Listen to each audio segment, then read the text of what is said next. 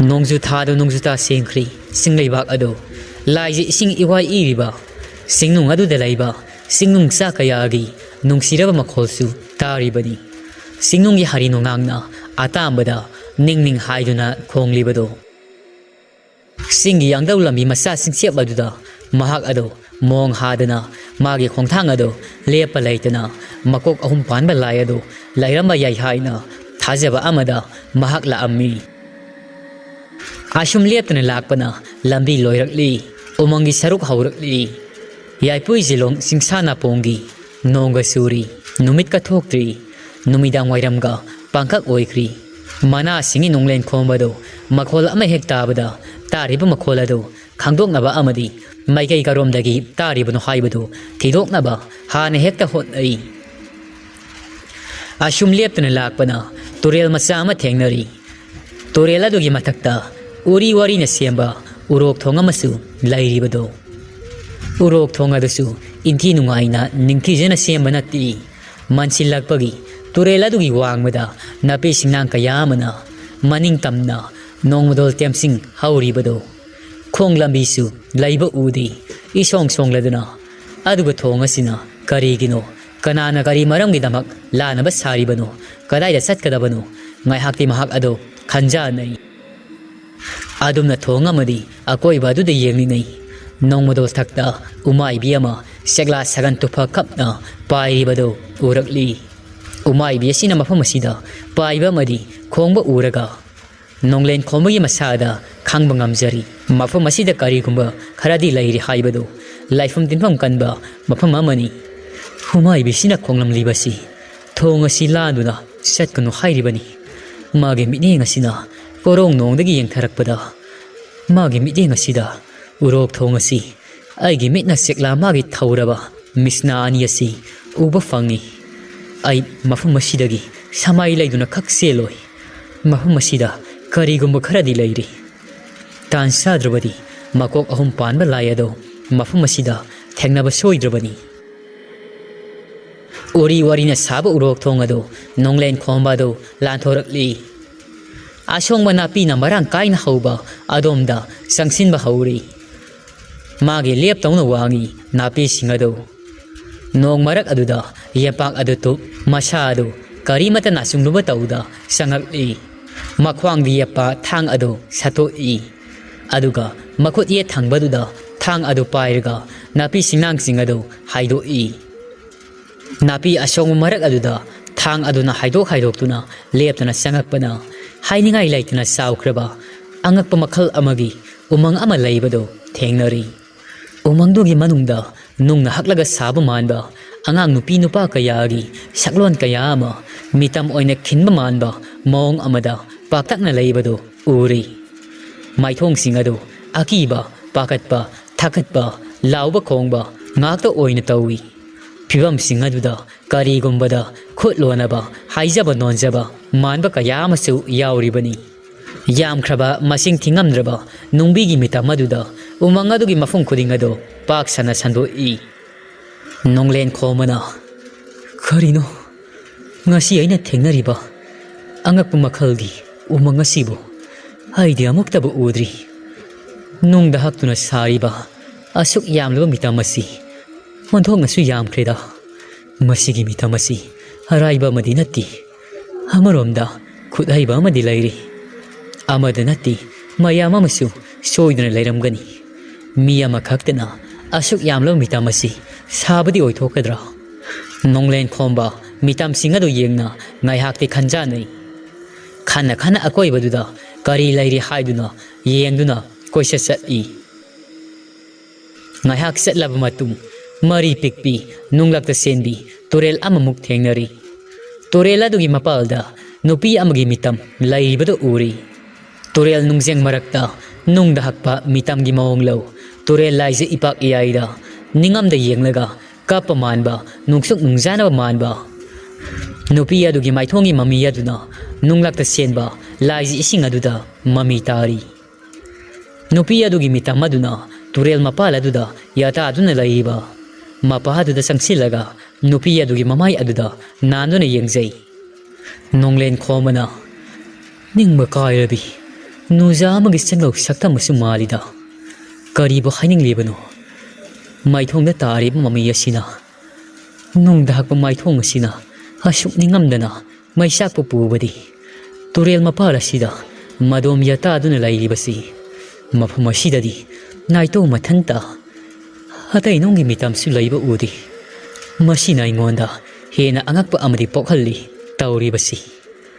ꯅꯣꯡꯂꯦꯟ ꯈꯣꯝꯕꯗꯣ ꯑꯁꯨꯝꯅ ꯉꯥꯏꯍꯥꯛ ꯋꯥꯈꯜꯒꯤ ꯏꯄꯥꯛꯇ ꯇꯥꯎꯗꯨꯅ ꯂꯩꯔꯤꯉꯩ ꯅꯨꯡꯂꯛꯇ ꯆꯦꯟꯕ ꯂꯦꯝꯅꯥꯏ ꯉꯥ ꯈꯔ ꯑꯃ ꯆꯥꯔꯗꯨꯅ ꯁꯥꯟꯅꯗꯨꯅ ꯂꯩꯕꯗꯨ ꯎꯔꯤ ꯍꯥꯏꯕꯒ ꯇꯧꯕꯒ ꯅꯪꯍꯧꯗꯦ ꯉꯥꯔꯥꯛꯄꯤ ꯑꯃ ꯏꯁꯤꯡ ꯏꯔꯦꯜ ꯑꯗꯨꯗ ꯄꯥꯛꯊꯔꯒ ꯉꯥꯁꯤꯡ ꯑꯗꯨ ꯂꯥꯛꯇꯅ ꯆꯥꯏ ꯉꯥ ꯑꯃꯗꯤ ꯃꯈꯣꯡꯅ ꯆꯞꯂꯒ ꯍꯟꯅꯃꯛꯇ ꯌꯦꯡꯉꯝꯗ ꯄꯥꯏꯗꯨꯅ ꯆꯠꯈ꯭ꯔꯤ ꯅꯣꯡꯂꯦꯟ ꯈꯣꯝꯕ ꯋꯥꯈꯜ ꯇꯥꯔꯛꯏ ꯍꯣ ꯑꯩꯗꯤ ꯇꯧꯒꯗꯕ ꯏꯊꯧꯗꯤ ꯇꯧꯗ꯭ꯔꯦꯗꯅ ꯋꯥꯈꯜꯒꯤ ꯏꯔꯩ ꯑꯃꯗ ꯏꯔꯥꯛꯅꯗꯨꯅ ꯂꯩꯔꯨꯔꯦ ꯐꯪꯅꯕ ꯊꯤꯒꯅꯤ ꯃꯀꯣꯛ 3 ꯄꯥꯟꯕ ꯂꯥꯏ ꯑꯗꯣ ꯎꯃꯪ ꯑꯁꯤꯒꯤ ꯑꯔꯣꯟꯕ ꯄꯥꯈꯣꯡ ꯑꯃꯗꯤ ꯑꯩꯅ ꯐꯣꯡꯂꯨꯕ ꯉꯝꯕ ꯏꯇꯤꯛ ꯅꯠꯇꯦ ꯅꯨꯡꯒꯤ ꯃꯤꯇꯝꯁꯤꯡ ꯑꯁꯤꯒꯤ ꯋꯥꯔꯤ ꯂꯩꯔꯝꯕꯁꯨ ꯌꯥꯏ ꯑꯗꯨꯕꯨ ꯃꯇꯥꯡ ꯆꯥꯗ꯭ꯔꯤ ꯑꯩꯅ ꯈꯪꯅꯤꯡꯂꯨꯕꯒꯤ ꯑꯁꯤ ꯈꯜꯂꯗꯅ ꯇꯨꯔꯦꯜ ꯃꯄꯥꯜ ꯑꯗꯨꯗ ꯂꯦꯞꯂꯝꯕꯗꯒꯤ ꯃꯈꯣꯡ ꯊꯥꯡꯕ ꯍꯧꯔꯤ ꯀꯔꯤꯒꯨꯝꯕ ꯈꯨꯗꯝ ꯆꯥꯡꯗꯝ ꯑꯣꯏꯕ ꯌꯥꯕ ꯑꯃ ꯐꯪꯂꯕꯗꯤ ꯈꯟꯖꯔꯤꯕꯅꯤ ꯂꯥꯏ ꯃꯀꯣꯛ 3 ꯄꯥꯟꯕꯗꯨꯒꯤ ꯑꯗꯨꯕꯨ ꯃꯗꯨꯁꯨ ꯐꯪꯖꯗꯦ ꯃꯍꯥꯛꯅ ꯆꯠꯂꯤꯕ ꯃꯥꯏꯀꯩ ꯑꯗꯣ ꯀꯗꯣꯝꯗꯅꯣ ꯍꯥꯏꯕꯗꯤ ꯃꯍꯥꯛꯇꯤ ꯈꯪꯕ ꯅꯠꯇꯦ ꯑꯗꯨꯕꯨ ꯑꯁꯤꯃꯗꯤ ꯈꯪꯖꯩ ꯃꯥꯅ ꯆꯠꯂꯤꯕ ꯂꯝꯕꯤ ꯑꯁꯤ ꯃꯥꯒꯤ ꯄꯨꯛꯅꯤꯡ ꯋꯥꯈꯜ ꯑꯗꯨꯅ ꯂꯝꯖꯤꯡꯗꯨꯅ ꯄꯨꯕ ꯂꯝꯕꯤꯅꯤ ꯑꯁꯨꯝ ꯂꯦꯞꯇꯨꯅ ꯂꯥꯛꯄꯅ ꯇꯨꯔꯦꯜ ꯏꯔꯣꯡ 3 ꯐꯥꯡꯕ ꯑꯃ ꯊꯦꯡꯅꯔꯤ ꯇꯨꯔꯦꯜ ꯑꯃꯅ ꯅꯣꯡꯄꯣꯛ ꯇꯨꯔꯦꯜ ꯑꯃꯅ ꯅꯣꯡꯆꯨꯞ ꯑꯃꯅ ꯃꯈꯥꯔꯣꯝꯗ ꯆꯦꯜꯂꯤ ꯇꯨꯔꯦꯜꯁꯤꯡ ꯑꯁꯤ ꯀꯗꯣꯝꯗꯒꯤ ꯍꯧꯔꯛꯂꯤꯕꯅꯣ ꯃꯁꯤ ꯍꯥꯏꯕꯗꯤ ꯃꯍꯥꯛꯁꯨ ꯈꯪꯖꯗꯦ ꯑꯃꯅ ꯕꯔꯥꯛꯅꯤ ꯑꯃꯅ ꯏꯔꯪ ꯑꯃꯅ ꯃꯀꯨ ꯇꯨꯔꯦꯜꯅꯤ ꯕꯔꯥꯛ ꯏꯔꯪ ꯃꯀꯨ ꯇꯨꯔꯦꯜ 3ꯁꯤꯗꯒꯤ ꯈ꯭ꯋꯥꯏꯗꯒꯤ ꯆꯥꯎꯕ ꯅꯣꯡꯆꯨꯞ ꯄꯥꯡꯅ ꯆꯦꯜꯂꯤꯕ ꯕꯔꯥꯛ ꯑꯁꯤꯅꯤ ꯏꯔꯪ ꯑꯃꯗꯤ ꯃꯀꯨ ꯑꯁꯤꯅ ꯕꯔꯥꯛ ꯑꯗꯨꯗ ꯏꯇꯤꯜꯂꯤ ꯇꯨꯔꯦꯜ ꯂꯥꯏꯁꯦ ꯃꯄꯥꯜ ꯑꯗꯨꯗ ꯃꯍꯥꯛꯁꯨ ꯂꯥꯛꯏ ꯃꯍꯥꯛꯅ ꯂꯥꯛꯄꯗ ꯑꯉꯧꯕ ꯃꯆꯨꯒꯤ ꯃꯤ ꯑꯃꯅ ꯅꯨꯡꯄꯥꯛ ꯊꯛꯇ ꯐꯝꯃꯒ ꯂꯩꯕꯗꯨ ꯎꯔꯤ ꯇꯥꯏꯕꯪ ꯃꯤ ꯂꯥꯛꯄꯒꯤ ꯁꯥꯃꯤꯟ ꯐꯪꯕꯗ ꯑꯉꯧꯕ ꯃꯆꯨꯒꯤ ꯃꯤ ꯑꯗꯨ ꯏꯁꯤꯡ ꯑꯗꯨꯗ ꯐꯜ ꯂꯥꯎꯅ ꯆꯣꯡꯊꯈ꯭ꯔꯤ ꯃꯗꯨ ꯎꯕꯗ ꯈꯪꯅꯤꯡ ꯅꯤꯡꯁꯤꯡꯉꯛꯏ ꯃꯥꯅ ꯑꯉꯥꯡ ꯑꯣꯏꯔꯤꯉꯩ ꯇꯥꯈ꯭ꯔꯤ ꯋꯥꯔꯤ ꯑꯗꯨ ꯏꯁꯤꯡꯗ ꯃꯤ ꯂꯩ ꯏꯁꯤꯡꯗ ꯂꯩꯕ ꯃꯤ ꯑꯁꯤ ꯏꯁꯤꯡ ꯃꯤ ꯀꯧꯏ ꯈꯟꯅ ꯈꯟꯅ ꯇꯨꯔꯦꯜ ꯆꯪꯒꯧ ꯆꯣꯟꯕ ꯂꯩꯔꯥꯏ ꯃꯄꯥꯜ ꯑꯗꯨꯗ ꯃꯍꯥꯛꯇꯣ ꯆꯠꯄ ꯂꯦꯞꯇꯤ ꯐꯅꯌꯥꯝ ꯁꯥꯡꯅ ꯇꯨꯔꯦꯜ ꯃꯄꯥꯜ ꯑꯗꯨꯗ ꯂꯦꯞꯇꯅ ꯂꯥꯛꯄꯅ ꯃꯤ ꯂꯩꯕꯒꯤ ꯁꯥꯃꯤꯟ ꯋꯥꯔꯤ ꯁꯥꯟꯅꯕ ꯂꯥꯡꯕꯒꯤ ꯃꯈꯣꯜ ꯀꯌꯥ ꯑꯃꯁꯨ ꯇꯥꯔꯛꯏ ꯇꯨꯔꯦꯜ ꯃꯄꯥꯜꯗ ꯍꯧꯔꯤꯕ ꯂꯐꯨ ꯑꯗꯨ ꯍꯥꯏꯗꯣꯛꯂꯨꯕꯗ ꯃꯩꯇꯩ ꯅꯤꯄꯥ ꯁꯥꯐꯤ ꯂꯥꯡꯐꯤ ꯁꯦꯠꯄ ꯈꯔ ꯑꯃ ꯇꯣꯞꯅ ꯆꯔꯩ ꯐꯤꯖꯣꯜ ꯃꯆꯨ ꯃꯃꯦꯟ ꯁꯦꯠꯄ ꯈꯔ ꯑꯃꯒ ꯐꯝꯃꯒ ꯄꯨꯟꯅ ꯏꯀꯣꯏ ꯀꯣꯏꯅ ꯂꯥꯇꯣꯟ ꯑꯃꯗ 10 ꯆꯥꯛ ꯍꯥꯞꯂꯒ ꯁꯤꯟꯗꯝꯕꯗꯨ ꯃꯃꯤꯠ ꯃꯪꯅ ꯎꯔꯤ ꯃꯈꯣꯏꯅ ꯁꯥꯟꯅꯔꯤꯕ ꯋꯥꯔꯤ ꯑꯗꯨ ꯂꯣꯟꯅ ꯇꯥꯔꯝꯃꯤ ꯃꯅꯥ ꯊꯥꯡꯒꯠꯇꯨꯅ 10 ꯆꯥꯔꯤꯕ ꯃꯔꯛ ꯑꯗꯨꯗ ꯑꯃꯅ ꯀꯩꯔꯦꯟ ꯐꯥꯕꯅ ꯄꯊꯧꯁꯥ ngasi sariba tara sak asina aroyabani sumaina tawbani khangdabani numit humni khaktagini jinjak yomdra purakli basi ngasi dagi afang saba tari kari haige nipa mana saba petpa mayam amasu yaurida tawri basi kari di pambai lei lambi khangba mi amatasu yauramoida angakpanida aipu thanilsu chinglaibak asidabu ai khoi bu saka gi masinjak oinaba tharak baga sak manakri laimatol sing dahauba ujau rel yan ba lakpra haibu lambi lamhangna ba haibudo oiri nipa amana madugi ahaldu angakpani haibi yai pathau haujik pu karamnano kadomduna satkadaba sei khoina karigumba ipu thanil na hairiba ujau rel adu yan ba fangdrabadi soidri khuma leibaki khuma ningthauna ai khoi bu serak pi gadaba sugunuda loi thaba soidri kairen phabana ngasi hayeng asida laimatol yaudravadi shupna tangi loidam thaja ama khakta ngairi hiyang hirel tanagadaba khuman ga moiranga khuman ai khoi gi hi sanaba yanba lakliba uja urelgi thaurang tawbadi lairadna adugi usak phawba khangdri karamna tawdabano he ibudo pakhangba nacha singi awabasi iteng pangbiyo nipa amana ꯑꯩꯗꯤ ꯅꯃꯝꯁꯤꯜꯂꯛꯂꯕꯅꯤ ꯈꯟꯕꯗ ꯃꯤꯄꯥꯏ ꯊꯕꯥꯏꯕ ꯍꯧꯔꯤ ꯇꯝꯗ ꯍꯧꯕ ꯇꯂꯥꯅ ꯆꯨꯝꯕ ꯑꯃ ꯑꯗꯨꯝ ꯌꯥꯟꯕ ꯌꯥꯔꯕꯅꯤ ꯂꯥꯏ ꯃꯇꯣꯜꯁꯤꯡꯗꯒꯤ ꯌꯥꯜꯂꯒ ꯄꯨꯔꯛꯑꯣ ꯍꯥꯏꯔꯤꯕꯁꯤꯕꯨ ꯑꯩꯅ ꯉꯛꯂꯤꯕꯁꯤ ꯃꯣꯡꯖꯥꯃꯅ ꯃꯌꯥꯝ ꯇꯞꯊꯕꯤꯌꯨ ꯅꯣꯡꯗꯝꯕ ꯃꯄꯨꯅ ꯑꯩꯈꯣꯏꯒꯤ ꯂꯝꯕꯤ ꯑꯃꯗꯤ ꯁꯣꯏꯗꯨꯅ ꯁꯤꯜꯂꯝꯒꯅꯤ ꯄꯪꯈꯟꯅ ꯈꯟꯒꯅꯨꯗ ꯃꯣꯡꯖꯥꯃꯅ ꯈꯨꯃꯟ ꯅꯤꯡꯊꯧꯒꯤ ꯍꯦꯛ ꯄꯣꯛꯃꯤꯟꯅꯕ ꯃꯅꯥꯎꯅꯨꯄꯥꯒꯤ ꯃꯆꯥꯅꯨꯄꯥ ꯊꯣꯏꯍꯦꯟꯕ ꯌꯦꯡ ꯍꯥꯏꯔꯛꯏ ꯃꯣꯡꯖꯥꯃꯅ ꯃꯈꯥ ꯇꯥꯅ ꯑꯉꯝꯕ ꯀꯝꯗꯧꯁꯤꯒꯤ ꯀꯔꯣꯝꯗ ꯆꯠꯁꯤꯒꯤ ꯆꯤꯡꯖꯤꯟꯒ ꯑꯣꯏꯔꯤ ꯅꯣꯡ ꯑꯁꯤꯁꯨ ꯅꯣꯡꯗꯝ ꯅꯥꯏꯗꯤ ꯊꯦꯡꯅ ꯃꯝꯗ꯭ꯔꯤꯉꯩ ꯆꯤꯡꯃꯤ ꯈꯨꯜ ꯑꯃꯗ ꯆꯪꯖꯐꯝ ꯂꯧꯔꯕꯗꯤ ꯐꯒꯗꯕꯅꯤ ꯅꯠꯇ꯭ꯔꯕꯗꯤ ꯉꯔꯥꯡꯒꯤꯗꯧꯅ ꯁꯥ ꯀꯩ ꯊꯦꯡꯅꯗꯨꯅ ꯁꯣꯏꯗꯅ ꯈꯨꯗꯣꯡꯊꯤꯕ ꯑꯃꯗꯤ ꯅꯪꯕ ꯌꯥꯏ ꯃꯣꯡꯖꯥꯝꯕꯒꯤ ꯋꯥꯗꯨ ꯇꯥꯕꯗ ꯉꯁꯥꯏꯗꯒꯤ ꯇꯨꯃꯤꯟꯅ ꯂꯩꯕ ꯊꯣꯏꯍꯦꯟꯕ ꯑꯗꯨ ꯇꯞꯅ ꯍꯥꯏꯔꯛꯏ ꯄꯊꯧꯅ ꯍꯥꯏꯔꯤꯕꯗꯣ ꯃꯗꯨꯅ ꯐꯒꯗꯕ ꯃꯥꯜꯂꯤ ꯎꯖꯥ ꯎꯔꯦꯜ ꯑꯃꯒꯤꯗꯃꯛ ꯂꯥꯛꯃꯤꯟꯅꯔꯤꯕꯁꯤꯡ ꯑꯁꯤ ꯊꯋꯥꯏ ꯇꯦꯝꯁꯤꯡꯅꯕꯗꯤ ꯑꯩꯗꯤ ꯄꯥꯝꯖꯗꯦ ꯑꯩꯅ ꯂꯝꯖꯤꯡꯗꯨꯅ ꯄꯨꯔꯛꯈꯤꯕꯅꯤ ꯃꯈꯣꯏꯕꯨ ꯁꯦꯟꯅꯕ ꯈꯨꯗꯣꯡꯊꯤꯕꯁꯤꯗꯒꯤ ꯀꯟꯕ ꯍꯥꯏꯕꯁꯤ ꯑꯩꯒꯤ ꯏꯊꯧꯅꯤ ꯅꯪꯅ ꯍꯥꯏꯕꯗꯨ ꯌꯥꯔꯤ ꯂꯥꯏ ꯃꯇꯣꯜ ꯆꯤꯡꯅ ꯆꯤꯡꯒꯤ ꯊꯣꯛꯄ ꯆꯤꯡꯃꯤꯒꯤ ꯈꯨꯜ ꯑꯃꯗꯤ ꯐꯪꯅꯕ ꯊꯤꯗꯕ ꯌꯥꯗꯦ ꯑꯁꯨꯝꯅ ꯃꯈꯣꯏꯅ ꯍꯥꯏꯅꯕꯗꯨ ꯅꯣꯡꯂꯦꯟ ꯈꯣꯝꯕꯗꯤ ꯇꯥꯔꯤ ꯃꯤꯒꯤ ꯃꯇꯦꯡ ꯄꯥꯡꯕ ꯀꯠꯊꯣꯛꯄꯅ ꯁꯔꯨꯛ ꯑꯣꯏꯕ ꯅꯣꯡꯂꯦꯟ ꯈꯣꯝꯕ ꯑꯗꯨ ꯂꯐꯨ ꯃꯔꯨꯝꯗꯒꯤ ꯊꯣꯔꯛꯏ ꯑꯗꯨꯒ ꯂꯩꯔꯤꯕ ꯃꯤꯌꯥꯝ ꯑꯗꯨꯒꯤ ꯃꯃꯥꯡꯗ ꯂꯦꯞꯂꯔꯤ ꯁꯥꯍꯧ ꯐꯕ ꯆꯤꯡꯃꯤ ꯐꯤꯖꯣꯜꯗ ꯂꯦꯞꯂꯔꯕꯗ ꯃꯌꯥꯝ ꯑꯗꯨ ꯎꯕꯗ ꯄꯨꯡꯉꯛꯉꯛꯈ꯭ꯔꯤ ꯃꯤ ꯀꯣꯏꯒꯟꯗꯕ ꯐꯖꯇꯣꯟꯅ ꯉꯁꯤꯅ ꯑꯍꯥꯟꯕ ꯊꯦꯡꯅꯕ ꯅꯣꯡꯂꯦꯟ ꯈꯣꯝꯕꯗ ꯄꯊꯧ ꯆꯤꯡꯃꯤ ꯏꯇꯥꯎ ꯅꯠꯇꯕ꯭ꯔꯅꯦ ꯅꯣꯡꯂꯦꯟ ꯈꯣꯝꯕꯅ ꯇꯝꯒꯤ ꯏꯇꯥꯎ ꯃꯥꯅꯤ ꯆꯤꯡꯒꯤ ꯅꯇꯥꯎꯅꯤ ꯑꯩꯗꯤ ꯂꯣꯏꯕꯤꯁꯤꯡ ꯑꯁꯤꯗ ꯇꯣꯡꯕ ꯆꯤꯡꯃꯤꯅꯤ ꯏꯇꯥꯎꯁꯤꯡꯒꯤ ꯋꯥꯔꯤꯁꯨ ꯑꯩꯁꯨ ꯇꯥꯔꯤ ꯋꯥꯔꯤ ꯇꯥꯔꯨꯕꯗ ꯃꯇꯦꯡ ꯄꯥꯡꯒꯦ ꯍꯥꯏꯗꯨꯅ ꯅꯃꯥꯡꯗ ꯂꯦꯞꯂꯔꯕꯅꯤ ꯀꯩꯔꯦꯟ ꯐꯥꯕꯅ ꯅꯨꯡꯉꯥꯏꯖꯔꯦꯗ ꯏꯇꯥꯎ ꯅꯋꯥꯍꯩ ꯇꯥꯕꯗ ꯅꯣꯡꯂꯦꯟ ꯈꯣꯝꯕꯅ ꯑꯩꯗꯤ ꯃꯁꯤ ꯈꯨꯜ ꯍꯥꯏꯕ ꯈꯨꯜꯗꯨꯗꯒꯤꯅꯤ ꯑꯗꯨꯕꯨ ꯑꯇꯣꯞꯄ ꯂꯩꯖꯪꯐꯥꯏ ꯍꯥꯏꯕ ꯈꯨꯜ ꯑꯃꯗ ꯊꯕꯛ ꯑꯃꯒꯤ ꯂꯥꯛꯄꯅꯤ ꯏꯇꯥꯎꯁꯤꯡ ꯂꯩꯖꯪꯐꯥꯏ ꯍꯥꯏꯕ ꯈꯨꯜ ꯑꯗꯨꯗ ꯆꯪꯖꯐꯝ ꯂꯧꯕ ꯌꯥꯒꯅꯤ ꯑꯗꯨꯒ ꯋꯥꯐꯝ ꯑꯃꯅ ꯏꯇꯥꯎ ꯍꯣꯏꯅ ꯎ ꯌꯥꯟꯕ ꯂꯥꯛꯂꯤꯕ ꯂꯥꯏ ꯃꯇꯣꯜꯁꯤꯡ ꯍꯥꯏꯕꯗꯨ ꯑꯩꯒꯤ ꯏꯈꯨꯜꯅꯤ ꯑꯩꯒꯤ ꯍꯧꯔꯛꯐꯝꯅꯤ ꯏꯇꯥꯎꯁꯤꯡꯕꯨ ꯑꯩꯅ ꯃꯐꯝ ꯑꯗꯨ ꯇꯥꯅ ꯂꯝꯖꯤꯡꯗꯨꯅ ꯄꯨꯒꯅꯤ ꯃꯐꯝ ꯑꯗꯨ ꯆꯠꯇ꯭ꯔꯤꯉꯩ ꯑꯩꯒꯤ ꯏꯊꯧ ꯑꯃꯗꯤ ꯄꯥꯡꯊꯣꯛꯂꯝꯒꯗꯕ ꯂꯩꯔꯤ ꯃꯗꯨ ꯂꯣꯏꯔꯒ ꯄꯨꯟꯅ ꯆꯠꯃꯤꯟꯅꯔꯁꯤ ꯏꯇꯥꯎꯁꯥ ꯌꯥꯅꯤꯡꯕ꯭ꯔꯥ ꯑꯩꯅ ꯍꯥꯏꯔꯤꯕꯁꯤ ꯊꯣꯏꯍꯦꯟꯕꯅ ꯂꯥꯏꯕꯛ ꯐꯕꯅꯤ ꯑꯩꯈꯣꯏꯒꯤꯗꯤ ꯏꯇꯥꯎꯅ ꯆꯥꯟꯕꯤꯕ ꯍꯥꯏꯕꯗꯣ ꯊꯣꯛꯂꯤ ꯃꯃꯜꯕꯨ ꯑꯣꯟꯊꯣꯛꯅ ꯌꯥꯝꯈ꯭ꯔꯦꯗ ꯇꯥꯏꯕꯪ ꯁꯦꯝꯕ ꯃꯄꯨꯅ ꯑꯩꯈꯣꯏꯒꯤ ꯑꯋꯥꯕꯁꯤ ꯌꯦꯡꯕ ꯉꯝꯗ꯭ꯔꯗꯨꯅ ꯊꯥꯕꯤꯔꯛꯄꯒ ꯆꯞ ꯃꯥꯟꯅꯈ꯭ꯔꯦ ꯅꯣꯡꯂꯦꯟ ꯈꯣꯝꯕꯒꯤ ꯃꯇꯨꯡ ꯏꯟꯅ ꯃꯈꯣꯏꯁꯤꯡ ꯑꯗꯨ ꯂꯥꯛꯃꯤꯟꯅꯔꯤ ꯃꯆꯤꯟꯗꯗꯤ ꯍꯥꯏꯗꯣꯛꯇꯦ ꯃꯀꯣꯛ ꯑꯍꯨꯝ ꯄꯥꯟꯕ ꯂꯥꯏ ꯑꯗꯨꯒꯤ ꯃꯔꯝꯗ ꯉꯁꯤꯒꯤ ꯅꯨꯃꯤꯠ ꯑꯁꯤꯃꯗꯤ ꯂꯥꯏ ꯑꯗꯨ ꯊꯤꯕꯗꯣ ꯐꯪꯗ꯭ꯔꯤ ꯑꯗꯨꯅ ꯅꯨꯃꯤꯠꯁꯨ ꯇꯥꯒꯗꯧꯔꯤ ꯂꯩꯖꯪꯐꯥꯏ ꯈꯨꯜ ꯌꯧꯅꯕ ꯆꯠꯄꯅ ꯐꯔꯦ ꯈꯜꯂꯤ ꯅꯣꯡꯂꯦꯟ ꯈꯣꯝꯕꯅ ꯂꯝꯖꯤꯡꯗꯨꯅ ꯄꯨꯔꯛꯂꯤ ꯉꯁꯤ ꯃꯥꯅ ꯂꯥꯛꯈꯤꯕ ꯂꯝꯕꯤꯁꯤꯡ ꯑꯗꯨ ꯂꯥꯟꯗꯨꯅ ꯂꯥꯛꯏ ꯅꯨꯡꯒꯤ ꯃꯤꯇꯝ ꯂꯩꯕ ꯎꯃꯪ ꯑꯗꯨ ꯂꯥꯜꯂꯛꯄꯗ ꯇꯝꯗꯒꯤ ꯂꯥꯛꯄ ꯃꯈꯣꯏꯁꯤꯡ ꯑꯗꯨ ꯃꯤꯠꯌꯦꯡ ꯍꯣꯡꯕ ꯉꯝꯗꯦ ꯀꯔꯤꯅꯣ ꯃꯈꯣꯏ ꯃꯁꯦꯟ ꯉꯥꯡꯅꯩ ꯑꯗꯨꯕꯨ ꯂꯦꯞꯇꯅ ꯂꯥꯛꯄꯅ ꯃꯄꯥ ꯑꯗꯨ ꯂꯥꯜꯂꯛꯂꯤ ꯃꯗꯨꯗꯒꯤ ꯑꯁꯣꯡꯕ ꯅꯥꯄꯤ ꯑꯃꯟꯕ ꯎꯔꯣꯛ ꯊꯣꯡ ꯑꯗꯨꯁꯨ ꯍꯥꯏꯅ ꯌꯥꯎꯁꯤꯜꯂꯛꯂꯤ ꯑꯗꯨꯗꯒꯤ ꯂꯩꯖꯪꯐꯥꯏ ꯈꯨꯜ ꯌꯧꯈꯤꯕ ꯈꯪꯍꯧꯗ꯭ꯔꯤ ꯂꯩꯖꯪꯐꯥꯏ ꯈꯨꯜ ꯌꯧꯕꯗ ꯅꯨꯃꯤꯠ ꯑꯗꯨꯁꯨ ꯄꯨꯡꯇꯥ ꯇꯥꯔꯤ ꯅꯣꯡꯗꯤ ꯂꯦꯞꯇꯅ ꯆꯨꯏ ꯈꯨꯜꯂꯥꯛꯄꯒꯤ ꯑꯗꯨꯗ ꯊꯨꯡꯂꯔꯤ ꯊꯥꯔꯃꯤꯉꯝ ꯑꯃꯗꯤ ꯁꯝꯕ꯭ꯔꯩꯁꯨ ꯅꯣꯡꯂꯦꯟ ꯈꯣꯝꯕꯒꯤ ꯃꯥꯏꯊꯣꯡ ꯎꯕꯗ ꯈꯪꯖꯩ ꯃꯀꯣꯛ ꯑꯍꯨꯝ ꯄꯥꯟꯕ ꯂꯥꯏ ꯑꯗꯨꯒꯤ ꯈꯣꯡꯒꯣꯜ ꯂꯤꯕ ꯐꯪꯗ꯭ꯔꯤ ꯍꯥꯏꯕꯗꯨ ꯑꯃꯔꯣꯝꯗ ꯂꯥꯛꯂꯤꯕ ꯃꯩꯇꯩꯁꯤꯡ ꯑꯗꯨ ꯎꯕꯗ ꯑꯉꯛꯄ ꯐꯥꯎꯖꯩ ꯅꯣꯡꯂꯦꯟ ꯈꯣꯝꯕꯅ ꯃꯈꯣꯏꯁꯤꯡꯒꯤ ꯃꯔꯝꯗ ꯍꯥꯏꯖꯔꯤ ꯊꯣꯏꯍꯦꯟꯕ ꯃꯁꯥꯅꯁꯨ ꯃꯇꯝ ꯈꯔ ꯈꯨꯜ ꯑꯁꯤꯗ ꯆꯪꯖꯐꯝ ꯂꯧꯔꯒꯤ ꯑꯃꯗꯤ ꯃꯈꯣꯏꯅ ꯂꯥꯛꯂꯤꯕ ꯊꯧ ꯑꯗꯨꯒꯤ ꯃꯔꯝꯗꯁꯨ ꯍꯥꯏꯖꯔꯤ ꯅꯣꯡꯂꯦꯟ ꯈꯣꯝꯕꯗꯤ ꯑꯃꯔꯣꯝꯗ ꯋꯥꯈꯜ ꯅꯨꯡꯉꯥꯏꯖꯗꯤ ꯑꯆꯧꯕ ꯊꯧ ꯑꯃꯒꯤꯗꯃꯛ ꯂꯥꯛꯂꯒ ꯃꯗꯨ ꯄꯥꯡꯊꯣꯛꯄ ꯉꯝꯗꯕ ꯃꯀꯣꯛ ꯑꯍꯨꯝ ꯄꯥꯟꯕ ꯂꯥꯏ ꯑꯗꯨ ꯊꯤꯕ ꯐꯪꯗꯕꯒꯤ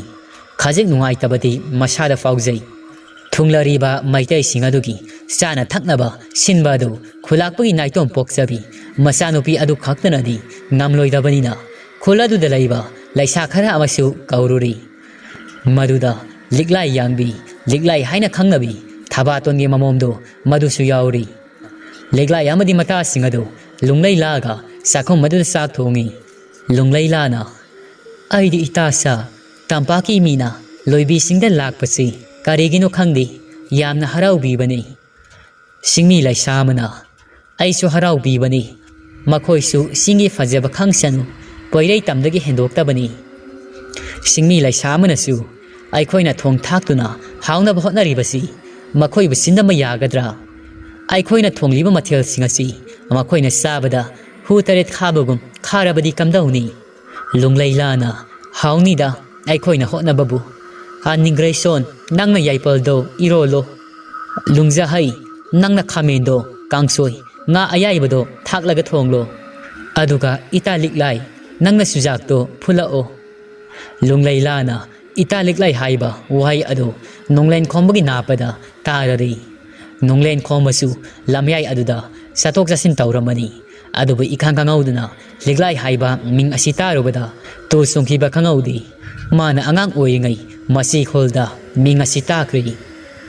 ꯃꯥꯅ ꯃꯤꯡ ꯑꯁꯤ ꯃꯥꯒꯤ ꯃꯃꯥꯟꯅꯕꯤ ꯂꯤꯛꯂꯥꯏ ꯌꯥꯡꯕꯤ ꯑꯗꯨꯃꯛꯅꯤ ꯈꯟꯖꯩ ꯃꯃꯤꯠꯇ ꯑꯉꯥꯡ ꯑꯣꯏꯔꯤꯉꯩꯒꯤ ꯊꯧꯗꯣꯛꯁꯤꯡ ꯑꯗꯨ ꯎꯔꯛꯏ ꯑꯉꯥꯡ ꯑꯣꯏꯔꯤꯕꯤ ꯂꯤꯛꯂꯥꯏꯅ ꯆꯠꯂꯝꯗꯥꯏ ꯑꯗꯨꯗ ꯃꯉꯣꯟꯗ ꯍꯥꯏꯔꯝꯕꯗꯨ ꯂꯤꯛꯂꯥꯏꯅ ꯅꯣꯡꯂꯦꯟ ꯈꯣꯝꯕ ꯑꯩꯗꯤ ꯆꯠꯂꯅꯤ ꯅꯨꯡꯁꯤꯔꯕ ꯃꯁꯤ ꯈꯨꯜ ꯑꯁꯤ ꯊꯥꯗꯣꯛꯇꯨꯅ ꯆꯠꯂꯒꯅꯤꯌꯦ ꯅꯈꯣꯏꯒꯤ ꯏꯃꯥꯅ ꯑꯩꯈꯣꯏ ꯑꯁꯤ ꯃꯐꯝ ꯑꯁꯤꯗ ꯂꯩꯍꯟꯅꯤꯡꯗ꯭ꯔꯤ ꯑꯩ ꯆꯠꯅꯤꯡꯗꯕꯅꯤ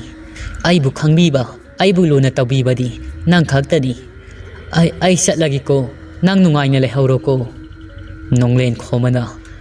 ꯌꯥꯔꯣꯏꯌꯦ ꯂꯤꯛꯂꯥꯏ ꯅꯪ ꯆꯠꯈꯤꯅꯨ ꯂꯤꯛꯂꯥꯏꯅ ꯈꯨꯜ ꯑꯁꯤꯗ ꯂꯩꯕ ꯃꯤꯑꯣꯏ ꯀꯅꯥꯃꯠꯇꯗ ꯆꯠꯀꯅꯤ ꯇꯥꯛꯂꯝꯗꯤꯌꯦ ꯑꯗꯨꯕꯨ ꯑꯁꯨꯝꯅꯇꯪꯒꯤ ꯅꯪꯉꯣꯟꯗ ꯈꯛꯇꯅꯤ ꯑꯩꯅ ꯆꯠꯀꯅꯤ ꯇꯥꯛꯂꯤꯕꯁꯤ ꯂꯣꯟꯅ ꯈꯣꯡ ꯊꯥꯡꯗꯣꯛꯀꯦ ꯈꯟꯕꯅꯤ ꯑꯗꯨꯕꯨ ꯉꯝꯗ꯭ꯔꯤ ꯂꯤꯛꯂꯥꯏ ꯀꯞꯅ ꯈꯥꯝꯕ ꯌꯥꯗꯅ ꯃꯃꯥ ꯊꯥꯕꯥꯇꯣꯟꯒ ꯂꯣꯏꯅꯅ ꯃꯁꯤ ꯈꯨꯜ ꯊꯥꯗꯣꯛꯇꯨꯅ ꯆꯠꯈꯤꯕꯅꯤ ꯅꯣꯡꯂꯦꯟ ꯈꯣꯝꯕꯒꯤ ꯃꯃꯤꯠꯇ ꯉꯔꯥꯡꯗ ꯊꯣꯛꯈꯤꯕ ꯊꯧꯗꯣꯛꯀꯨꯝꯅ ꯎꯔꯤ ꯂꯤꯛꯂꯥꯏꯕꯨ ꯎꯅꯤꯡꯕꯒꯤ ꯃꯌꯥꯏꯅ ꯆꯥꯛꯈꯨꯝ ꯑꯗꯨꯗ ꯆꯪꯉꯛꯏ ꯅꯣꯡꯂꯦꯟ ꯈꯣꯝꯕ ꯊꯣꯡꯖꯤꯟꯗ ꯂꯦꯞꯂꯒ ꯃꯆꯤꯜꯗ ꯍꯥꯏꯔꯛꯏ ꯂꯤꯛꯂꯥꯏ ꯃꯈꯨꯗ ꯆꯨꯖꯥꯛ ꯄꯥꯏ ꯏꯊꯛ ꯊꯛꯀꯠꯅ ꯀꯔꯤ ꯇꯥꯛꯄꯤꯒꯗꯕꯅꯣ ꯏꯕꯨꯡ ꯁꯦꯡꯂꯧ ꯁꯛꯅ ꯍꯦꯟꯕꯤ ꯂꯤꯛꯂꯥꯏ ꯎꯕꯗ ꯇꯨ ꯆꯨꯡꯈꯤꯕ ꯈꯪꯍꯧꯗꯦ ꯂꯤꯛꯂꯥꯏꯒꯤ ꯁꯦꯡꯂꯧ ꯁꯛꯇꯝ ꯑꯁꯤꯃꯛꯅꯤ ꯉꯔꯥꯡ ꯃꯥꯒꯤ ꯈꯣꯝꯂꯦꯟ ꯃꯪꯂꯥꯟꯗ ꯎꯈꯤꯕꯗꯣ ꯇꯝꯅꯥ ꯄꯥꯠꯇ ꯍꯧꯕ ꯊꯝꯕꯥꯜ 104 ꯃꯔꯛꯇ ꯃꯥꯕꯨ ꯀꯕꯣꯀꯩꯗꯒꯤ ꯀꯥꯟꯕꯤꯈꯤꯕꯗꯣ ꯊꯝꯕꯥꯜ ꯃꯤꯡꯅ ꯀꯣꯂꯣꯏꯕꯤ ꯅꯨꯖꯥꯒꯤ ꯁꯦꯡꯂꯧ ꯁꯛꯇꯝ ꯑꯗꯨꯒ ꯈꯖꯤꯛ ꯐꯥꯎꯕ ꯈꯦꯠꯅꯗꯦ ꯅꯣꯡꯂꯦꯟ ꯈꯣꯝꯕꯗꯨ ꯃꯤꯍꯨꯜ ꯁꯨꯖꯗꯦ ꯃꯪꯂꯥꯟꯅ ꯇꯥꯏꯕꯪꯗ ꯃꯪꯐꯥꯎꯅꯔꯛꯄꯁꯤꯗ ꯑꯗꯨꯕꯨ ꯁꯨꯞꯅꯇꯪꯒꯤ ꯈꯦꯠꯅꯕ ꯍꯥꯏꯕꯗꯤ ꯃꯃꯤꯡ ꯑꯗꯨ ꯈꯛꯇꯅꯤ ꯅꯣꯡꯂꯦꯟ ꯈꯣꯝꯕ ꯃꯤꯌꯥꯝ ꯇꯤꯟꯕ ꯑꯣꯏꯕꯅ ꯀꯔꯝꯅ ꯑꯉꯥꯡ ꯑꯣꯏꯔꯤꯉꯩꯒꯤ ꯃꯔꯨꯞꯅꯤ ꯍꯥꯏꯔꯨꯒꯅꯤ ꯈꯟꯖꯩ ꯑꯗꯨꯕꯨ ꯃꯗꯨꯒꯤ ꯑꯣꯟꯅꯕꯗ ꯀꯣꯟꯅ ꯃꯇꯥꯡ ꯆꯥꯕꯗ ꯃꯥꯒꯤ ꯑꯁꯦꯡꯕꯗꯨ ꯃꯁꯛ ꯇꯥꯛꯂꯒ ꯅꯤꯡꯈ꯭ꯔꯤ ꯅꯣꯡꯂꯦꯟ ꯈꯣꯝꯕꯅ ꯆꯨꯖꯥꯛ ꯐꯨꯠꯄ ꯆꯥꯅꯤꯡꯉꯤ ꯍꯥꯏꯒꯦ ꯇꯧꯕꯅꯤꯗ ꯂꯤꯛꯂꯥꯏꯅ ꯆꯨꯖꯥꯛꯇꯤ ꯐꯨꯠꯄꯗ ꯉꯥꯏꯔꯤꯌꯦ ꯏꯕꯨꯡ ꯃꯨꯟꯗ꯭ꯔꯤꯌꯦ ꯃꯨꯜꯂꯒ ꯍꯥꯏꯔꯛꯀꯤ ꯏꯕꯨꯡꯁꯨ ꯂꯝꯁꯥꯡ ꯆꯠꯄꯒꯤ ꯋꯥꯔꯝꯂꯒꯅꯤ ꯈꯪꯉꯤ ꯑꯩꯗꯤ ꯐꯨꯠꯂꯒ ꯄꯨꯔꯛꯂꯒꯦ ꯏꯕꯨꯡ ꯅꯣꯡꯂꯦꯟ ꯈꯣꯝꯕꯅ ꯄꯨꯔꯛꯇ꯭ꯔꯕꯁꯨ ꯌꯥꯔꯅꯤꯗ ꯑꯗꯨ ꯑꯣꯏꯔꯕꯗꯤ ꯍꯣꯔꯦꯟ ꯆꯥꯛꯀ ꯄꯨꯟꯅ ꯆꯥꯔꯒꯦ ꯅꯣꯡꯂꯦꯟ ꯈꯣꯝꯕꯅ ꯂꯤꯛꯂꯥꯏꯕꯨ ꯃꯁꯛ ꯈꯪꯂꯕꯁꯨ ꯂꯤꯛꯂꯥꯏꯅꯗꯤ ꯅꯣꯡꯂꯦꯟ ꯈꯣꯝꯕ ꯑꯗꯨ ꯃꯁꯛ ꯈꯪꯖꯗꯦ ꯂꯤꯛꯂꯥꯏꯒꯤ ꯃꯐꯝꯗ ꯅꯣꯡꯃ ꯃꯇꯥꯡ ꯆꯥꯕꯗ ꯍꯥꯏꯔꯒ ꯂꯦꯞꯄꯤ ꯂꯤꯛꯂꯥꯏꯕꯨ ꯆꯍꯤ ꯆꯥ ꯀꯌꯥꯗꯒꯤ ꯈꯨꯜ ꯈꯨꯗꯤꯡ ꯆꯠꯇꯨꯅ ꯄꯥꯈꯪ ꯁꯔꯦꯞ ꯐꯥꯗ꯭ꯔꯤꯉꯩꯗꯒꯤ ꯊꯤꯖꯔꯛꯄꯅꯤ ꯑꯗꯨꯕꯨ ꯅꯣꯡꯃꯇ ꯐꯪꯕ ꯀꯧꯕ ꯂꯩꯈꯤꯗꯕꯅꯤ ꯑꯗꯨꯕꯨ ꯉꯁꯤ ꯏꯈꯪ ꯈꯪꯍꯧꯗꯅ ꯂꯤꯛꯂꯥꯏꯕꯨ ꯊꯦꯡꯅꯕꯁꯤꯗ ꯎꯕ ꯐꯪꯖꯕꯁꯤꯗ ꯍꯥꯏꯐꯨꯡ ꯈꯪꯗꯕ ꯅꯨꯡꯉꯥꯏꯕ ꯑꯃꯗꯤ ꯃꯁꯥꯗ ꯐꯥꯎꯖꯩ ꯃꯊꯨꯡ ꯃꯔꯥꯡ ꯍꯧꯏ ꯂꯤꯛꯂꯥꯏꯒꯤ ꯃꯃꯥ ꯃꯆꯥꯁꯤ ꯃꯥꯅ ꯍꯟꯈꯤꯕ ꯃꯇꯝꯗ ꯃꯁꯤ ꯈꯨꯜ ꯑꯁꯤꯗ ꯄꯨꯗꯨꯅ ꯆꯠꯈꯤꯒꯦ ꯅꯤꯡꯖꯩ ꯑꯗꯨꯕꯨ ꯃꯥꯡꯗ ꯇꯥꯔꯤꯕ ꯑꯋꯥ ꯄꯣꯠꯂꯨꯝ ꯑꯁꯤ ꯈꯨꯟꯖꯥꯁꯤꯡ ꯑꯁꯤꯒꯤ ꯍꯥꯟꯅ ꯑꯃꯨꯛꯇꯪ ꯊꯧ ꯄꯥꯡꯂꯝꯒꯤ ꯈꯟꯖꯩ ꯍꯥꯏꯅ ꯆꯥꯛꯈꯨꯝꯗꯒꯤ ꯂꯩꯁꯥ ꯃꯌꯥꯝꯅ ꯊꯣꯡꯕ ꯊꯥꯛꯄ ꯂꯣꯏꯔꯗꯨꯅ ꯃꯌꯥꯝ ꯑꯗꯨ ꯆꯥꯛ ꯆꯥꯁꯤ ꯀꯧꯁꯤꯜꯂꯤ ꯅꯣꯡꯂꯦꯟ ꯈꯣꯝꯕ ꯑꯃꯗꯤ ꯃꯩꯇꯩ ꯂꯥꯟꯃꯤ ꯑꯉꯝꯕꯁꯤꯡ ꯑꯗꯨ ꯆꯤꯡꯒꯤ ꯂꯩꯁꯥ ꯃꯌꯥꯝꯅ ꯁꯛꯌꯦꯟ ꯇꯧꯗꯨꯅ ꯑꯋꯥꯠ ꯑꯄꯥ ꯃꯦꯟꯗꯨꯅ ꯄꯤꯖꯔꯤ ꯂꯨꯡꯂꯩꯂꯥꯅ ꯏꯇꯥ ꯂꯤꯛꯂꯥꯏ ꯅꯪꯕꯨ ꯂꯩꯔꯪ ꯃꯄꯥꯜ ꯑꯗꯨꯗ ꯑꯗꯨꯝ ꯂꯩꯔꯗ꯭ꯔꯥ ꯅꯪꯒꯤ ꯆꯨꯖꯥꯛ ꯑꯐꯨꯠꯄꯗꯨ ꯄꯨꯊꯣꯔꯛꯎ ꯆꯥꯛ ꯇꯣꯛꯄ ꯌꯥꯎꯅꯒꯗꯧꯔꯤ ꯍꯣꯏ ꯏꯇꯥ ꯂꯣꯏꯗꯧꯔꯤ ꯂꯩꯔꯪ ꯅꯥꯛꯇꯒꯤ ꯂꯥꯎꯔꯛꯏ ꯆꯥꯛ ꯆꯥꯔꯤꯕ ꯃꯩꯇꯩ ꯃꯌꯥꯝ ꯑꯗꯨ Liklai haina panba amadi nungsiraba khonjel amana hoi ita loidore khonglakpaduda meitei masel adu sak saba leplaga makhoi masen adu yengnai singleibak asida karaidagi Liklai no adumna yengnaringai Liklai adu chujak afutpa adu puthorakli Liklai obada maya kari singmi phijol setlabasu maithongna takli meitei ningo khoiro momon minok amana pukning sumatpi yengbagi mitfam hongma ngamdabi Liklai na saglok khudingda chujak afutpa adu hapi mayamgi saglokta chujak afutpa adu amam haplabasu nonglen khomagi saglok mapala duda chujak afutpa adu anidum hapselli Liklai na ibung ngasai chujak mullabra hangambado yamna nungaitri aina ngasi hapsariba ahenba chujak asi lana de khanbiganuko aigi chujak sarukni ita lairung lana haibada ibung di chujak afutpado yamna pamna sai haibaduda hapsabani nonglen khomba Liklai gi luraba mita ani duda sagluk mapalagi nongkhalakpada mapa duda misana ruri mayamado tumin tuminalai Liklai su lairang mapala domda sangsinkri sujak yanba loiraduna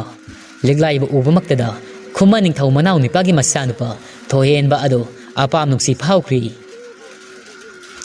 singlai bakta laisa tambi singe lairang asi poyai tamdagi sara poduna thabani mahak tambak lamdagi haurakpi sanu ningolni magi maramda kupna mari makhong ado thidokpa amadi hi sanaba uyanba loirakpada poyai tamda poduna satlagi Liklai bu magi taloi singda sannaba thohenbagi thamoida maro loli purai romba marol mari thoklamdabado ngasi de thokle haibado tauridana Liklai nuja koloi mingloi nabi nuja si khuma leibakta aina puduna chatkani iko pata laisa tambi thambal oina Liklai bu khuma leikhoi gi salaida iten handuna sakel mingsen gungalangani tara saksabaga khoijangdri Liklai obada tara saksaba do loiraga tumlam daida thohenba ado magi lakminaba khongloi singado yenglaga hairi i chingda satpi uri daigom ningthi jabi nuja koloi Liklai asi aigini nakhoi kanamatana mideng sangba yaroi khangledana kairen phaba amadi mongjamba khajik ningba kai thohenbagi wahaiduda mongjamana thohenbagi mamaga pukminaba manaw nipa atombagi masani kairen phaba mongjambasu Liklai bu ubumaktada wakhal kayamasu sagatsakibani adubu thohenbagi wahi asina nonglei oiduna nungsibaga loinamak humduna pukri asumna nongjugi numidang aduda makhoi singado wari ngahak sanari nonglen khombagi kana pungtop topi mayam lairi aduna topna kaamadani numidangi matamaduda Liklai adu khulakpagi mayumdagi halakli Thabatona haisa nupi nangbu halaklabra Liklai na halakli ima Thabana ha moigi thau ama pangani haibado mai paklaba zatla kari pawadi taraki Liklai na pakramali ima khongol libada phangdri hainei Thabana ngai khoni imagi bima nangna aingonda liba wari adu haibong makhongdagi sangsin khibada leiba umang adu madu makok ahum panba lai adugi laifam oigadabani ni nangbo Liklai na aidi wakhal bu tarudrema madu soidana oigani khalli madugi lambi adudi aitana khangjai ibung ama laklebado madugi lambi aduni mana fangnaba thiribado adubu mahakna fangri lambi adu aina takpiragi ima matung tabadi magi mathauni lambi thiduna sum leirabadi khulasida awana taribasi kokpa ngamlaroyema imana nahan iwani fazina ngangnaraga khulakpa amadi ipu iben anida haudokani hairabasu haudokidri atopa wari amada wa khanabada chathakre ima nongnini asida lai adugi khongol lihaudrabadi khulasi soiduna awana taragani khalli hayingi numitta ibung aduda ai hairagi lambi khangli haina Thabaton masagi wahai singaduda hoi mai haiba ngamjadi punsigi khongpam soiba yaba khudong thiba yaba tanphamni adubu mahak khunjam yamgi khallaga masana haibadu hoi haiduna yari nong adudi singjil matam oibana leptana sui ꯍꯥꯡꯕꯒꯤ ꯃꯃꯤꯗꯤ ꯑꯃꯠꯇ ꯎꯗꯦ ꯊꯕꯥꯒꯤ ꯃꯃꯥ ꯃꯆꯥꯁꯨ ꯍꯧꯖꯤꯛꯇꯤ ꯅꯤꯡꯉꯥꯏꯗꯅ ꯇꯨꯝꯈ꯭ꯔꯤ ꯑꯍꯤꯡꯒꯤ ꯏꯆꯤꯛ ꯍꯨꯟꯕ ꯃꯇꯝ ꯑꯁꯤꯗ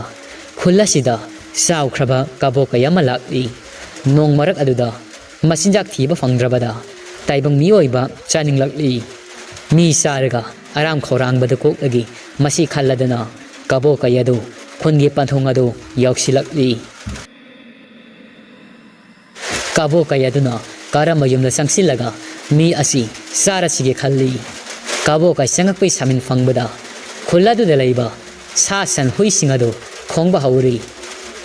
ꯅꯣꯡ ꯑꯗꯨꯅ ꯄꯨꯡꯁꯨꯝ ꯁꯨꯝꯈꯤꯕꯅ ꯈꯨꯟꯖꯥ ꯑꯌꯥꯝꯕꯗꯨ ꯅꯤꯡꯉꯥꯏꯗꯅ ꯇꯨꯝꯂꯤꯕꯅꯤ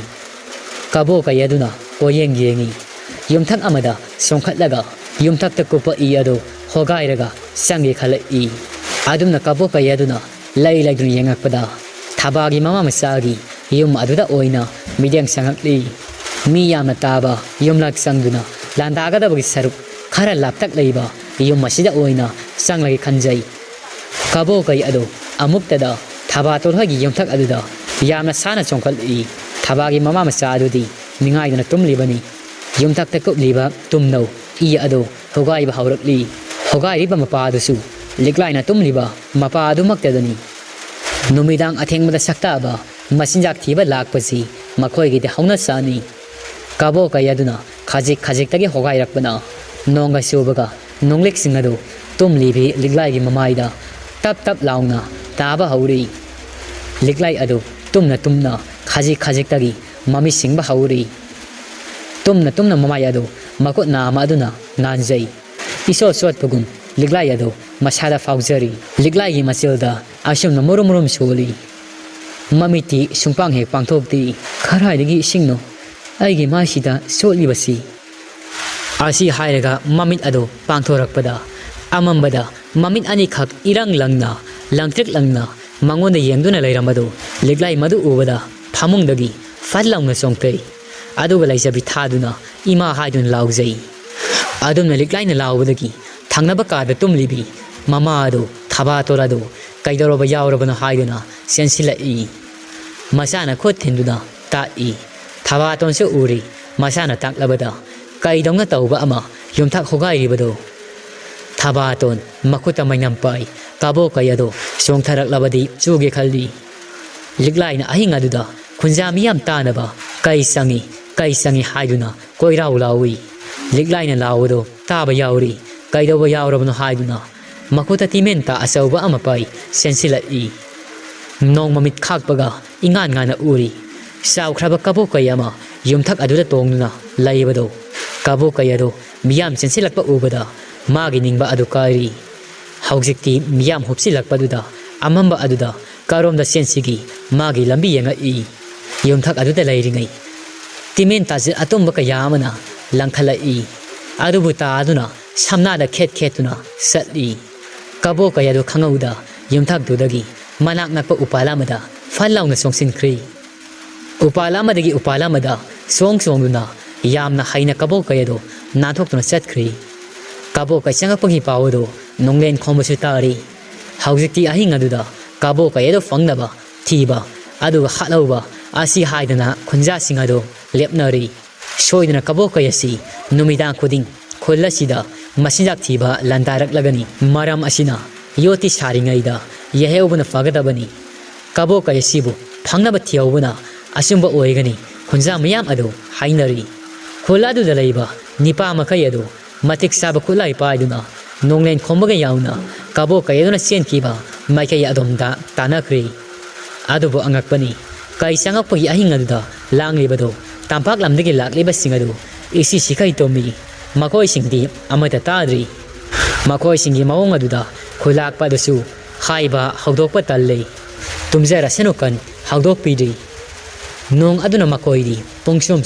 ꯍꯨꯔꯥꯟꯕ ꯆꯪꯂꯕꯁꯨ ꯈꯪꯂꯔꯣꯏ ꯑꯁꯣꯝꯗꯅ ꯀꯕꯣꯛ ꯀꯩ ꯑꯗꯨ ꯈꯨꯗꯨꯡ ꯂꯤꯔꯤ ꯅꯍꯥꯁꯤꯡ ꯑꯗꯨꯒꯤ ꯃꯃꯥꯡꯃꯛꯇꯗ ꯀꯕꯣꯛ ꯀꯩ ꯑꯗꯨꯅ ꯂꯩꯖꯕꯤ ꯊꯥꯗꯨꯅ ꯎꯔꯛ ꯋꯥꯔꯛ ꯐꯥꯎꯗꯨꯅ ꯆꯦꯜꯂꯤꯕꯗꯣ ꯅꯍꯥꯁꯤꯡ ꯑꯗꯨ ꯃꯈꯨꯠꯇ ꯄꯥꯏꯕ ꯇꯤꯃꯦꯟ ꯇꯥꯗꯨꯅ ꯀꯩ ꯑꯗꯨ ꯄꯥꯅꯕ ꯂꯪꯕꯗꯤ ꯂꯦꯞꯂꯝꯗꯦ ꯈꯣꯡꯖꯦꯜ ꯌꯥꯡꯕ ꯅꯣꯡꯂꯦꯟ ꯈꯣꯝꯕꯅꯤ ꯃꯈꯨꯠꯁꯨ ꯇꯤꯃꯦꯟ ꯇꯥ ꯄꯥꯏ ꯅꯨꯡꯁꯤꯠꯀꯤ ꯃꯃꯥꯡ ꯊꯥꯔꯗꯨꯅ ꯀꯕꯣꯛ ꯀꯩ ꯑꯗꯨꯒꯤ ꯇꯨꯡꯌꯥꯟ ꯇꯝꯅ ꯇꯥꯟꯅꯔꯛꯏ ꯈꯪꯍꯧꯗꯅ ꯇꯥꯗꯨꯅ kabokai adugi ningzonda khetari kabokai adu I thorai saina khangba ngamdraduna kabokai adu hauna khongai adubu mahak laijabi thaduna sienmadi lepti nong khaglakpa atiya mamit phaglakpa matamasida selibado mayek singna uri adubu ikhang khangauduna yamna sukpa usalgi umangamada kabokai adu chensinkhri kabokai aduna chensinkhiba maikei yadomda makhoi chensilai adubu yamna sukpa maram oibana kabokai adu karomda chensinkhibanu haibadi khangba ngamjadri mayam adu ingaw ngawi nonglen khomana pathausa yamna singkhri sa sinai khoidagi mafam asidadi mabu thiba fangani haibadi thajadri thajabagi wangmadani adugi saruk khol yawnaba satlasi sangkhraba umangasida kaibu thiba lakpa haibasi oithoktabani nonglen khomagi waduda kunjana hamakhai adusu yanari makoi singado samai laiduna laki hek tawbaga umangdugi manungdagi uyanbagi makholama singkhaibagi makhol kayamasu taba haurai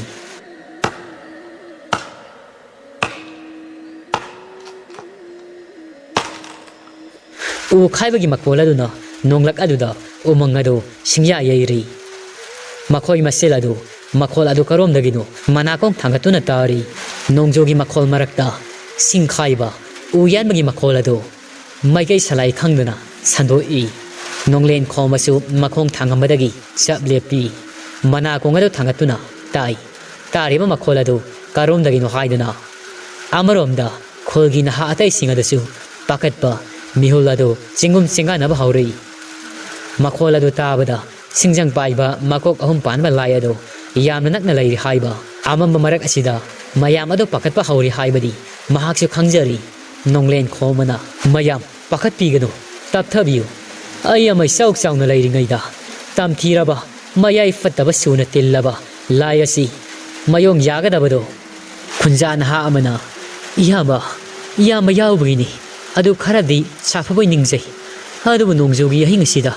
karamna mahakadi mayong yarogani mahakaraide lai haibasu khangmanati nonglen khomana aibu thajau khunja amatta khodong thiba thokaloi athengba hingasida maga manaduna muknarobadi chumloi aisu khangi adubu khunja singasi khodong thiba thoktanaba haujikidi aikhoi khul yawnaba chalasi ahingasinaga sukna mamli kholgi naha singadu yari makoi singadu samai onduna nong marak aduda usalgi umangdudagi thorakli adubu angakpani makholadudi henena kansilai u khaibagi naha singamadi nonglen khomado saliba tungaduda soro singba makholamasu usal hauri marakda tarai nonglen khoma chatna makutta tenjel atumba amapai mangtum nak yet koyeng yengi usal makhongaduda kanalai haiduna mata natana kholgi naha singadasu